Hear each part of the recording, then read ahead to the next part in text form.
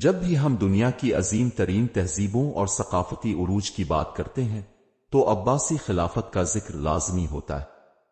عباسی دور کو اسلامی تاریخ کا سنہری دور کہا جاتا ہے اور اس کا مرکز بغداد تھا، جو اس وقت دنیا کا سب سے ترقی یافتہ اور عظیم شہر مانا جاتا تھا۔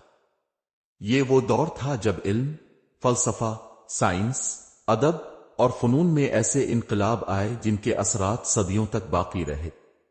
عباسی خلافت کی بنیاد 750 عیسوی میں رکھی گئی اور ان کے حکمران خاندان نے بغداد کو اپنا دارالحکومت بنایا۔ خلیفہ المنصور، جو عباسی خاندان کے دوسرے خلیفہ تھے، نے بغداد کو ایک مثالی شہر بنانے کا خواب دیکھا۔ انہوں نے دریائے دجلہ کے کنارے اس شہر کی تعمیر کا آغاز کیا۔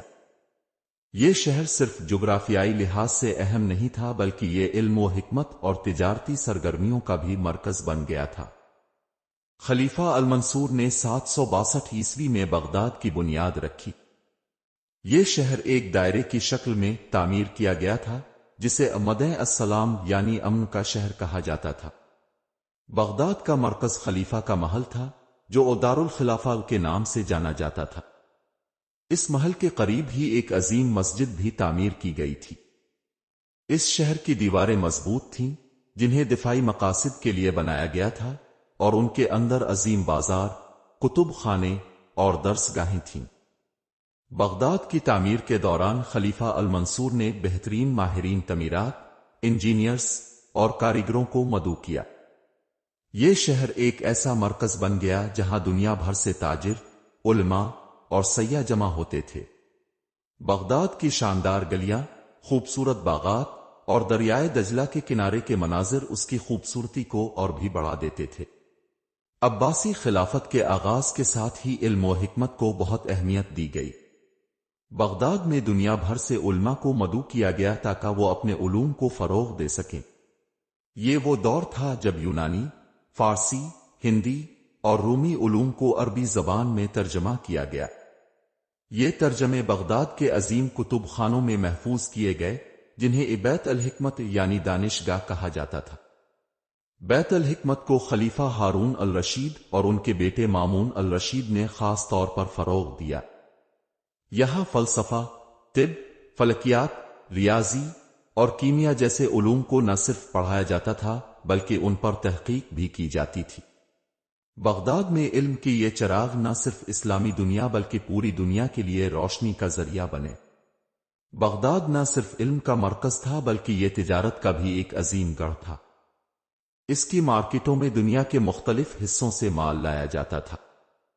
ہندوستان، چین اور وسطی ایشیا سے ریشم، مسالے اور جواہرات آتے تھے، جبکہ یورپ سے مختلف اشیاء کی درآمد کی جاتی تھی۔ بغداد کے بازاروں میں ہر قسم کے تاجر موجود ہوتے تھے اور یہاں کی معیشت دنیا کی سب سے مضبوط معیشتوں میں شمار ہوتی تھی۔ یہ صرف آغاز تھا، لیکن بغداد کی عظمت اور سنہری دور کی کہانی ابھی مکمل نہیں ہوئی۔ عباسی خلافت کا دور بغداد کی تاریخ کا سب سے شاندار دور تھا اور خلیفہ ہارون الرشید کا دور اس سنہری عہد کی معراج تھا۔ ہارون الرشید کی حکومت 786 عیسوی میں شروع ہوئی اور ان کا دور صرف ایک حکمران کا دور نہیں تھا بلکہ یہ علم، ادب اور ثقافت کا ایسا زمانہ تھا جس کی مثال تاریخ میں بہت کم ملتی ہے۔ ہارون الرشید کا بغداد ایسا شہر تھا جہاں دنیا کے مختلف خطوں سے علماء، فلسفی، شاعر اور تاجر جمع ہوتے تھے اور یہ شہر ایک عالمی مرکز بن چکا تھا۔ ہارون الرشید کی شخصیت نہایت دلکش اور علم دوست تھی۔ وہ خود ایک عظیم عالم تھے اور علماء کو بہت عزت دیتے تھے۔ ان کے دربار میں دنیا کے مختلف علاقوں سے آئے ہوئے دانشور موجود ہوتے تھے۔ ان کے دور میں بیت الحکمت کو ایک عظیم دانشگاہ کے طور پر فروغ دیا گیا۔ یہاں دنیا بھر کے علوم کو عربی زبان میں ترجمہ کیا گیا، جن میں یونانی فلسفہ، ہندی ریاضی اور ایرانی ادب شامل تھے۔ بیت الحکمت صرف ایک کتب خانہ نہیں تھا بلکہ یہ تحقیق اور تخلیق کا ایک مرکز تھا۔ بغداد کے علماء نے یہاں فلکیات، طب اور ریاضی میں حیرت انگیز کامیابیاں حاصل کیں۔ ہارون الرشید کا بغداد ایک تہذیبی اور ثقافتی مرکز تھا جہاں زندگی کا ہر شعبہ ترقی کی جانب گامزن تھا۔ یہاں کی گلیاں اور بازار نہایت خوبصورت تھے اور رات کے وقت بھی چراغوں کی روشنی سے جگمگاتے تھے۔ بغداد کے بازاروں میں دنیا کے ہر خطے کی چیزیں دستیاب تھیں۔ چین سے ریشم، ہندوستان سے مسالے، وسطی ایشیا سے قالین اور یورپ سے قیمتی اشیاء یہاں لائی جاتی تھیں۔ ان بازاروں میں نہ صرف تجارت ہوتی تھی بلکہ یہ ثقافتی میل جول کے مراکز بھی تھے، جہاں مختلف زبانیں اور تہذیبیں آپس میں گھل مل جاتی تھیں۔ ہارون الرشید کے دور میں بغداد کا معاشرتی نظام بھی بہت مضبوط تھا۔ عوام کے لیے ہسپتال، تعلیمی ادارے اور رفاہی خدمات موجود تھیں۔ خلیفہ خود عوام کے مسائل سننے کے لیے رات کو بھیس بدل کر شہر میں نکلتے تھے تاکہ ان کی مشکلات کو براہ راست سمجھ سکیں۔ ان کا انصاف اور رحم دلی ان کی حکمرانی کا ایک اہم پہلو تھا اور اسی وجہ سے ان کا دور عوامی خوشحالی کا دور کہلاتا تھا۔ ہارون الرشید کا بغداد صرف ایک شہر نہیں تھا بلکہ یہ علم و حکمت، تجارت اور تہذیب کا ایک ایسا مرکز تھا جو دنیا بھر کے لوگوں کو اپنی جانب کھینچتا تھا۔ یہ وہ دور تھا جب بغداد واقعی مدینہ السلام یعنی امن کا شہر کہلاتا تھا، مگر یہ سنہری دور اپنی بلندی پر تھا اور اس کے بعد آنے والے واقعات اس کی عظمت پر اثر ڈالنے والے تھے۔ ہارون الرشید کے بعد ان کے بیٹے مامون الرشید نے خلافت سنبھالی اور بغداد کے سنہری دور کو مزید ترقی دی۔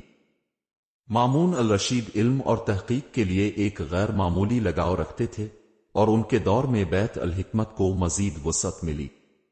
مامون نے دنیا کے مختلف خطوں سے علماء کو بغداد مدعو کیا اور انہیں تحقیق کے لیے وسائل فراہم کیے۔ ان کے دربار میں مسلم اور غیر مسلم علماء کا برابر احترام کیا جاتا تھا اور یہ ماحول علمی تبادلے اور ترقی کے لیے نہایت سازگار تھا۔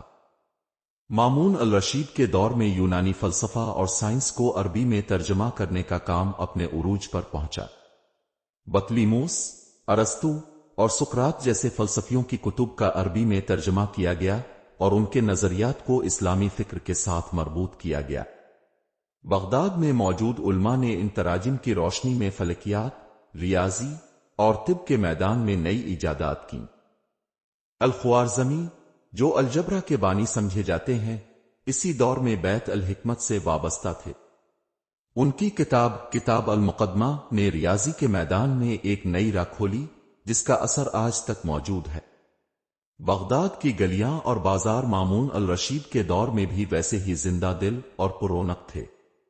تجارت اپنی بلندیوں پر تھی اور دنیا بھر سے تاجر بغداد آتے تھے۔ بغداد کے بازاروں میں مختلف ثقافتوں کا امتزاج دیکھنے کو ملتا تھا۔ ایک طرف ہندو تاجروں کی مخصوص اشیاء دکھائی دیتی تھیں تو دوسری طرف چینی ریشم اور وسطی ایشیائی قالین خریداروں کو اپنی جانب کھینچتے تھے۔ مامون الرشید کے دور میں بغداد کی ثقافت نے بھی خوب ترقی کی۔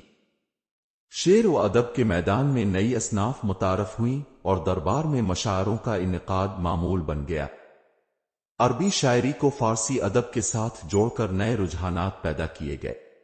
موسیقی، فن تعمیر اور مصوری بھی ترقی کی ان بلندیوں پر پہنچ گئے جن کی جھلک بغداد کے شاہی محلات اور باغات میں دکھائی دیتی تھی۔ تاہم مامون الرشید کے دور میں کچھ سیاسی اور مذہبی تنازعات بھی سامنے آئے۔ ان کے متزلہ فکر کے عقائد نے معاشرے میں ایک نئی بحث چھیڑ دی جس نے علماء کے درمیان اختلافات کو جنم دیا۔ لیکن اس کے باوجود مامون الرشید کا دور علمی ترقی کا ایک شاندار باب ہے جسے بغداد کی تاریخ میں ہمیشہ یاد رکھا جائے گا۔ یہ بغداد کا وہ دور تھا جب یہ دنیا کی علمی، ثقافتی اور تجارتی سرگرمیوں کا مرکز تھا۔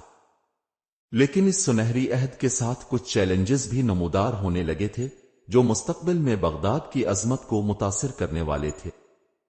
مامون الرشید کے بعد عباسی خلافت کو کئی چیلنجز کا سامنا کرنا پڑا، لیکن بغداد اپنی عظمت اور علم کی روشنی سے کچھ عرصے تک قائم رہا۔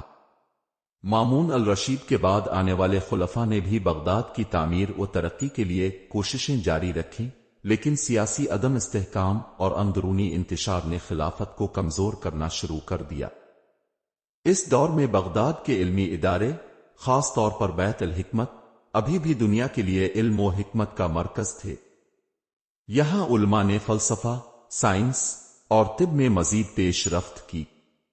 ابن الہیسم نے بصریت پر اپنی مشہور کتاب لکھی جس نے بعد میں یورپی سائنسدانوں پر گہرا اثر ڈالا۔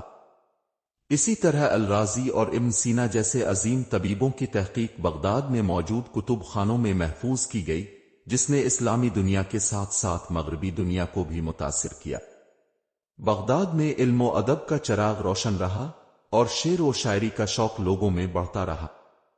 عباسی خلفاء کے دربار میں مشاعرے اور ادبی محفلیں عام تھیں، جن میں عربی، فارسی اور دیگر زبانوں کے شاعر اپنی تخلیقات پیش کرتے تھے۔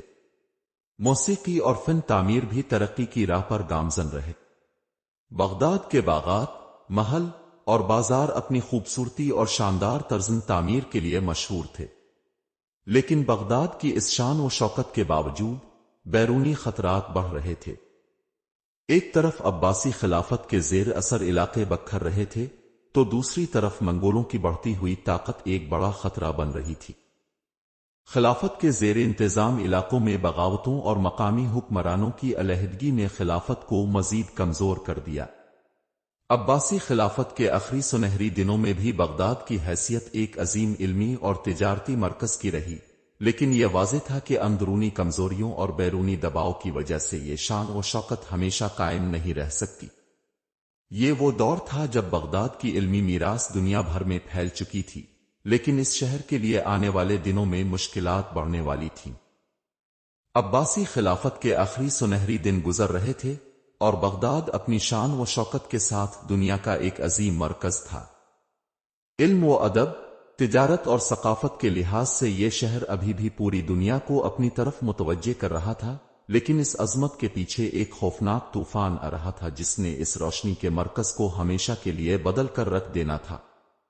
عباسی خلافت کے کمزور ہونے کی ایک بڑی وجہ اندرونی اختلافات تھے۔ مختلف علاقوں کے حکمران خلافت سے آزادی کا اعلان کر رہے تھے اور خلافت کی مرکزی طاقت دن بعد کمزور ہو رہی تھی۔ بغداد، جو کبھی مضبوط قلعہ تھا، اب سیاسی اور فوجی اعتبار سے دفاع کے قابل نہیں رہا تھا۔ دوسری جانب منگول سلطنت اپنی طاقت میں اضافہ کر رہی تھی اور ان کے حکمران ہلاکو خان کی نظر بغداد پر تھی۔ 1258 عیسوی میں ہلاکو خان نے بغداد کی جانب پیش قدمی کی۔ ان کے ساتھ ایک بے حد منظم اور خونخوار فوج تھی جو ہر شہر کو تباہ کرتی ہوئی آگے بڑھ رہی تھی۔ ہلاکو خان نے عباسی خلیفہ المستسم باللہ کو پیغام بھیجا کہ وہ بغیر مزاحمت کے خود کو منگولوں کے حوالے کر دے، لیکن خلیفہ نے اس پیغام کو نظر انداز کر دیا۔ یہ فیصلہ بغداد کے لیے تباہ کن ثابت ہوا۔ منگول فوج نے بغداد کا محاصرہ کر لیا۔ یہ محاصرہ کئی دنوں تک جاری رہا اور شہر کے باشندے خوف اور بے بسی میں مبتلا تھے۔ بغداد کی دیواریں جو کبھی ناقابل تسخیر سمجھی جاتی تھیں، منگولوں کے لیے کوئی بڑی رکاوٹ ثابت نہ ہو سکے۔ بالآخر منگول فوج نے شہر میں داخل ہو کر قتل و غارت کا بازار گرم کر دیا۔ بغداد کے گلی کوچے خون سے بھر گئے۔ منگولوں نے نہ صرف عوام کا قتل عام کیا بلکہ بغداد کے عظیم کتب خانوں، مساجد اور عمارتوں کو بھی جلا دیا۔ بیت الحکمت، جو دنیا کا سب سے بڑا علمی مرکز تھا، تباہ کر دیا گیا۔ کتب خانوں سے نکالی گئی کتابوں کو دریائے دجلہ میں پھینکا گیا، یہاں تک کہ کہا جاتا ہے کہ دریا کا پانی سیاہ ہو گیا کیونکہ ان کتابوں کی سیاہی پانی میں گھل گئی تھی۔ یہ وہ لمحہ تھا جب دنیا نے علم و حکمت کے ایک عظیم مرکز کو کھو دیا۔ خلیفہ المستسم باللہ کو قید کر لیا گیا اور بعد میں انہیں بھی ہلاک کر دیا گیا۔ اس کے ساتھ ہی عباسی خلافت کا خاتمہ ہو گیا، جو اسلامی دنیا کی تاریخ میں ایک بہت بڑا المیہ تھا۔